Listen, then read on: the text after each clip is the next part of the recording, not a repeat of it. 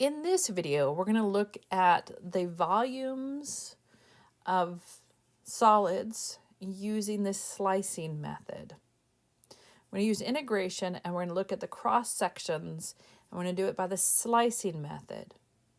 We're going to find the volume of a solid of revolution using the disk method, and we're going to find the volume of solid revolution with a cavity using the washer method. In this section, we're going to define integrals to find volumes of three-dimensional solids.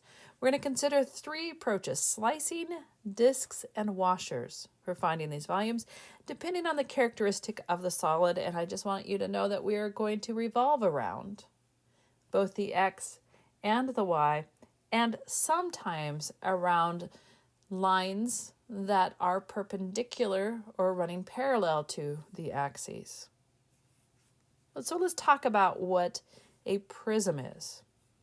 Now, a prism is a solid in which the cross-sectional area is the exact same amount and same shape when we cut across the axis that is perpendicular to a base. So we say the volume is equal to that cross-sectional area h times h, where the height is the height at the perpendicular to the base. In particular, a cylinder is a very nice prism in which the volume is pi r squared, that's the area of the base, multiplied by its height. If we don't have a formula for the volume, which is pretty often, it is not one of the basic solids, then we're going to have to find the volume by one of the other methods. What we're going to do is by slicing the solid into pieces, and we're going to estimate the volume of the solid of each slice and adding those estimations together. These slices should always be parallel to one another, and they should be perpendicular to the base. We're going to put all these slices together, and when we do that, we're going to find a whole solid. As an example, suppose this is my shape. The cross-sectional area as I slice through this is not the same. It's the same shape, but it's not the same amount. So we know that these two examples here, which is this going in here, is not a prism. So what we do is we say we're going to let A of x represent the area of the cross-sectional point at any point x. Now we're going to let P be x naught, x1, x2, all the way to x sub n, be a regular partition from A to B. We're going to let these subscripts, go from 1 to n, and S sub I represent the slices if we're stretching it from x from I sub 1 to x sub I. Finally, for some I between 1 and n, we're going to let x sub I star, I like it, star, you're just a star, be an arbitrary point in the x sub I minus 1 to x sub I. Then the volume of the slices can be estimated by saying the volume of the slice I is approximately equal to the area at x sub I star times its delta x. Adding these approximations together, we're going to get this equation. Now, if we take a look at this, this is a Riemann sum. And with Riemann sums, what we learned in Calculus 1, as n goes to infinity, as the number of slices we get goes to infinity, our Riemann sum ends up becoming an integration from A to B of the cross-sectional area of dx will give me the volume of the solid. So the first thing I want to do is examine the solid and determine the shape of the cross-sectional solid. It's nice to have a picture. If you don't have one, consider drawing a nice picture. Determine the formula of the area for the cross-section, and then integrate that area over the appropriate interval to get the volume. Now this is in reference to x, but I can also do the integration with reference to y. So first thing we're going to do is draw an outline of the solid and find the volume using the sliced method. The base is a regular region under this parabola in the first quadrant. The slice is perpendicular to the x-plane are squares. That is missing a little bit of information. It should also say these slices are parallel to the y-axis. So we should say that too. So the first thing I'm going to do is just draw a quick little sketch of what this looks like on the xy plane. So here is y, here is x. 1 minus x squared is a parabola that is upside down like this. It crosses here at 1, crosses here at 1, and crosses here at -1. We want to be in the first quadrant right here. Now, they're telling me that as I take my slices, so as I take each slice, I'm slicing it like this, each slice will be a square. So if I were to look at this in 3 dimensions, where this is my x-axis, this is my y-axis, and here's my graph like this, my very first piece here is going to be a square. Then I get further along here, this will have this, because it's a square, would look like this. So whatever this distance is has to match this distance. Now we know that this length is going to be the y value. So I'm going to solve for x. So I have x squared is equal to 1 minus y. So x is equal to the square root of 1 minus y. But this height from here to here is also this height. So this area must be x squared. So in other words, it's going to be the square root of 1 minus y, the quantity squared, which is going to be 1 minus y. Now you're thinking, why didn't I do plus and minus? Well, because I'm in the first quadrant. That's why. So using the slicing method, my integration is going to be from 0 to 1 on the y, because y starts out at 0 right here, and it goes all the way up to 1 right here. So from 0 to 1 of my area, and it's in respect to y. So this is from 0 to 1 of 1 minus y dy, which gives me y minus 1/2 y from 0 to 1, which gives me just 1/2. So this is my volume, units cubed. Let's take a look at our next example. The base is the area between y equals x and y equals x squared. So let's just draw that. So here's my y and here's my x. Y equals x is that line y equals x goes through the origin with a 45 or a 1, slope. The equation y is equal to x squared is going to look something like this. And we know that these two are going to cross when x is 1 and also when y is 1. So the slices are perpendicular to the x-axis and they are semicircles. So I'm going to be slicing perpendicular to the x-axis like this. And if I were to look down this in 3 dimensions, here's x, here's y. I'd have that line here. I'd have this curve that looks like this. And these would be semicircles. So along here, this would be semicircles as I go down the shape. The radius of these semicircles is going to be dependent on how far we've gone from one side to the other. First, you can see the left side is x, the line axis, the right side is the x squared. So my radius is going to be the difference between the two, so x minus x squared. And my area of a semicircle is going to be 1/2 pi r squared. So my area of the semicircle is going to be 1/2 pi x minus x squared, the quantity squared.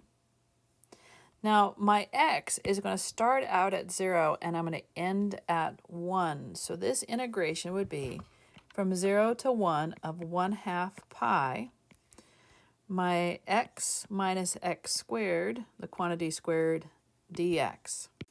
With my usual integrations, I'm going to get an answer of pi over 240 units cubed because all of these are volumes, so these should have some units cubed.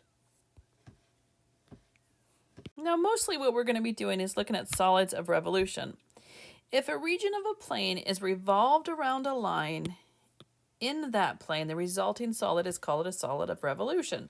So if I take this curve and I revolve it around the x-axis, you can see this is the shape that is being built. When we use the slicing method with the solids of revolution, it is called the disk method, because for the solids of revolution, the slice is used to over-approximate the volume of the solids of the disks. So if I want to know the solid formed by, say, I don't know, from -1 to 1 of this graph, x minus 1, the quantity squared plus 1, so I'd go from -1 to 3, I guess to 3, then I would find each one of these heights, which is, of course, the radius, which then, when I revolve it, becomes the disk, a circular disk, and this is what the shape is being built. So if I am using the disk method, whether I'm going along with the y or the x, it's going to be from a to b, pi, my function squared dx, or from c to d, pi, my function squared dy. So they want me to draw the region bounded by the curves and then using the disk method find the volume when it is rotated around the given axes. So I have, here's my x and y. I'm going to have 2x squared is my y. I'm revolving around the x-axis, so I'm going to integrate with respect to x. I start out when y is equal to 0. Well, when y is equal to 0, that's the same thing as when x is equal to 0. So when x is equal to 0, and then of course I end when x is equal to 4. So if I were to draw the shape in 3 dimensions, it would kind of look like this bell kind of like shape, like this, with that revolving around the x-axis. So I'm going to integrate from 0 to 4 of pi, my function, which is 2x squared, the quantity squared dx. So this gives me 4, I'm going to pull out the 4 and the pi because those are constants from 0 to 4, of pi of x to the 4th dx, which we then just get pi, 4 pi divided by 5 x to the 5th from 0 to 4, which gives me 4 to the 6th pi divided by pi units squared. I mean units cubed, because it's a volume. All right, let's take a look at this one. I want to do x is equal to the secant of y. So x is equal to the secant of y. And y is equal to pi over 4, y is equal to 0, x is equal to 0. So when y is equal to 0 and x is equal to 0, that's that part. When y is equal to pi over 4, so here's when y is equal to pi over 4. Secant is a reciprocal of cosine, so cosine, if I am drawing my cosine as x is equal to the secant of y, I draw my cosine so that the cosine wave would wave in this direction, which means my secant is going to look something like this. So I'm going to end up with this shape here, revolve around the x-axis. So if I were to draw this in 3 dimensions, it's going to look something like this. So you can see that I'm going to integrate this from 0 to pi 4, and it's going to be pi, my function, which is the secant of y, the quantity squared dy, because it's in respect to y. So we have from 0, I'm going to pull out the pi, from 0 to pi over 4, secant squared of y dy, which is equal to the tangent. When I integrate secant, it's tangent. So it's pi, the tangent of y, evaluated from 0 to pi over 4. So we know the tangent of pi over 4 is just 1, so that's pi. The tangent of 0 is 0, and so my answer is pi units cubed. Let's take a look at my next example, and then we'll just give you the answers for the other ones, and I want you to give them a go. So I have y is equal to 4 minus x squared. This is a part of a circle. How do I know this? Well, if I square both sides, I'm going to get y squared is equal to 4 minus x squared, which tells me that x squared plus y squared is equal to 4. So I know right out of the gate this is a semicircle. It's the top part of this circle. I also know that we have y is equal to 0, so this is the line y is equal to 0. I have x is equal to 0, so I have x is equal to 0. So I'm only really looking at this piece right there. And notice I'm revolving around the y-axis. If I'm revolving around the y-axis, then I need to have my function as a function of y. If I am revolving around the y-axis and I'm using the slicing method, it better be with respect to y. If I'm revolving around the x-axis or parallel to the x-axis, it has to be a function of x. So I'm going to have to solve this for x. So I'm going to have x is equal to the square root, and it's only the positive, and then I'll have 4 minus y squared. Now I can do my integration. I'm going to integrate from 0 to, well, since the equation of the circle is x squared plus y squared is equal to 4, that means my radius is 2. 2 here, 2 here, negative 2 here. So I'm going to integrate from 0 to 2. Then it's going to be pi, my function of y, which is the square root of 4 minus y squared, the quantity squared, dy. Pulling out the pi from 0 to 2, and I square a square root, I get 4 minus y squared, dy. And then, of course, I integrate, and I'm going to get pi 4y, leave the pi out for right now, minus pi raised to the third power divided by 3, evaluated from 0 to 2. And so I'll get 8 pi minus 8 pi divided by 3. And I can combine these two.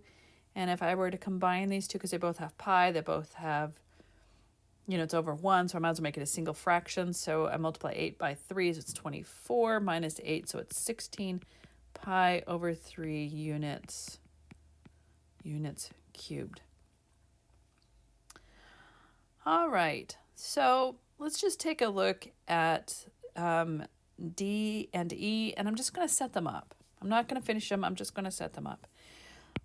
So I'm going to graph, again, here's y, here's x. I'm going to graph x, 1 over x. So this is 1 over x. This is 1 over x. I'm going to evaluate from x is equal to 2. So when x is equal to 2, here's when x is equal to 2. And this is a typo. This should be when x is equal to 3. And so we just come out a little bit further, and when x is equal to 3.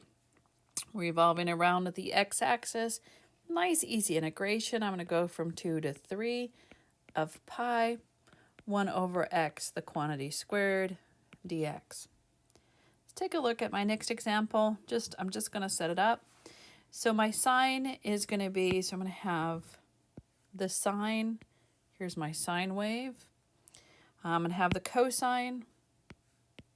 So here's my cosine wave. And I'm going to have when x is equal to 0. So starting out when x is equal to 0. So here's when x is equal to 0. I'm going to revolve around the x-axis.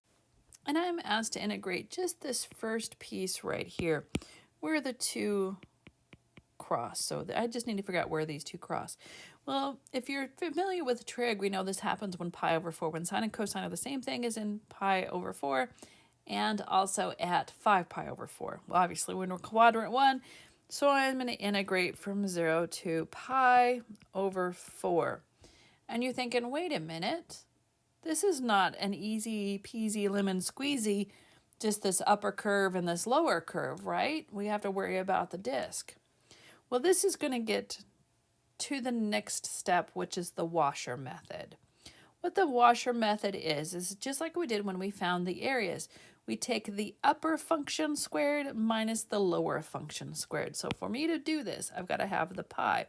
So this is something I'd have to know the washer method for. So pi, my upper function in this region is the cosine. So it'll be the cosine squared of x minus the lower function, which is the sine squared of x dx. Now, I know that I can use power reduction formulas for this. I'm not going to finish this off, but I can use power reductions for each one of these and make the integrations a little bit easier. If you also can bring cosine squared minus sine squared, if you have an identity for that, you can use that as well. And I'm just going to check really fast. Oh, look, that is the cosine of 2 theta. So just from 0 to pi over 4 of pi, this becomes the cosine of 2x dx. So you don't even have to use a power reduction formulas. Isn't that sweet? Anyways, I'll leave you to it. So the washer method, when I'm trying to find the solid of revolution that has a cavity like this, didn't have a cavity, but what it did have was an upper and lower function. When this happens, then when I do my rotation, I always take my upper function minus my lower function, or my most right function minus my most left function. Just depends on which way I'm integrating. So the washer method is going to still be pi, but now it's going to be your upper function squared minus your lower function squared, or your most right function squared minus your most left function squared. So once again, what I'm asked to do is I'm asked to draw the regions and then pay attention to where I'm revolving around and find the volume. So my first equation is y is equal to x plus 2. So this is y is equal to x plus 2. And then I have y is equal to x plus 6. So here is y is equal to x plus 6. I'm going to go from x being 0, so when x is 0, so I start here, and I end when x is 5, so when x is 5. So you can clearly see that the upper function is the x plus 6, so let's start the integration from 0 to 5 of pi. My upper function is x plus 6, the quantity squared, minus my lower function, which is x plus 2, the quantity squared, upper minus lower, both squared, dx. I'm going to let you finish that one off. Now this one, I'm going to go ahead and draw these. My upper function that I start out with is x plus, well, my first function. I should say my first function. So my first function is x plus 2. So this is x plus 2 is equal to y. Now my second function that I'm going to have is 2x minus 1. So here is my second function. Y is equal to 2x minus 1. It's going to come down and cross at -1. Here's the thing. If I'm revolving around this y-axis, first of all, these are not solved for y in terms of y. They're solved for y, but they're not in terms of y. So I'm going to write this in terms of y. This would be x is equal to y minus 2. So then this one, I'm going to solve for x, and so I have y plus 1 divided by 2 is equal to x. I have to break this up into two different pieces. In this piece right here, when I'm revolving around the y-axis, I don't have an upper and lower, and so that's just nice, easy integration from 0 to, well, the place in which this happens is right there, and that's my intercept at 2. So from 0 to 2 of pi. And then I have my function, which is the y plus 1, the quantity squared, dy. Now I'm ready to do the second piece. Now my second piece starts at 2, and I have to figure out where these two cross. To figure out where these two cross, I'm going to set them equal to each other. And so I have x is equal to y minus 2. And this is also equal to y plus 1 divided by 2. Multiply everything by 2, so I have 2y minus 4 is equal to y plus 1.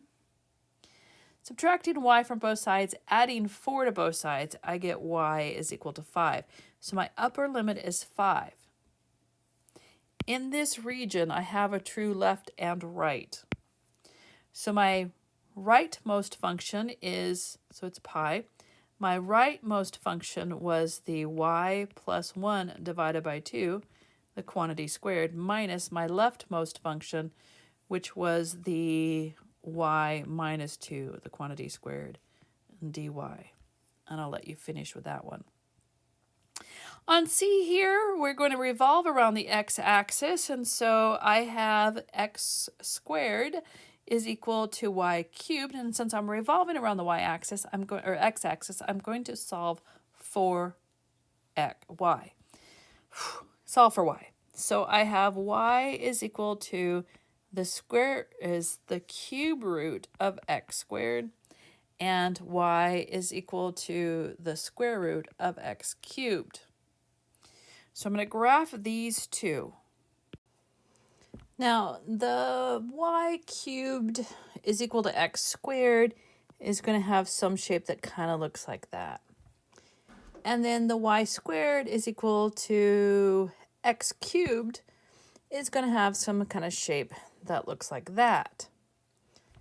We want this shape right here in between. That kind of, I don't know, not really football shape, but kind of a cool little almond shape. That's the shape we want. So we have to figure out where these two cross. Well, the only time this and this will both be true statements is when we're at 1. So when x is 1, when x is equal to 1, and also when y is equal to 1. We only care about the x part because we're going to revolve around the x-axis, and so we're going to integrate from 0 to 1 of pi. My upper function was in terms of y is going to be the square root. So we're going to have the square root of x cubed, the quantity squared. This is my upper function, minus my lower function. My lower function is the cube root of x squared, the quantity squared, dx, and I'll leave that to you to graph. To finish off the integration. Now, this last one, I'm going to revolve around the y-axis, and that's kind of nice because that's set for y, and that's set for y, and that's set for y, and that's set for y. So let's go ahead and graph everything we have. We're going to have x is equal to e raised to the 2y. So if x is equal to e raised to the 2y, then it's going to look like this. It's going to cross right here at 1, and it's going to look something like this. So this is x is equal to e raised to the 2y. And the other one that I'm going to have is x is equal to y squared. So it's going to look something like this. So when x is equal to y squared. We also have when y is equal to 0. Well, when y is equal to 0, I'm right here. And my last final constraint is when y is equal to the natural log of 2. So something about right here. So y is equal to the natural log of 2. So this is the area in which I'm going to be integrating, and it's going to be my rightmost function minus my leftmost function. So it'll be from 0 to the natural log of 2 of pi. My rightmost function is e to the 2y, and I'm going to square that. And then I'm going to have minus, I probably should do it like that. And then I'm going to have minus my lower function, or the leftmost function, which is y squared, the quantity squared, dy. And I think that's it. Yeah, that's pretty much it. I just set the integrations up because these integrations are not as bad as some of this stuff we've done in chapter 3. Because we do this out of order. We do all the integrations first, and then we do the applications of integrations. So that's it for this section.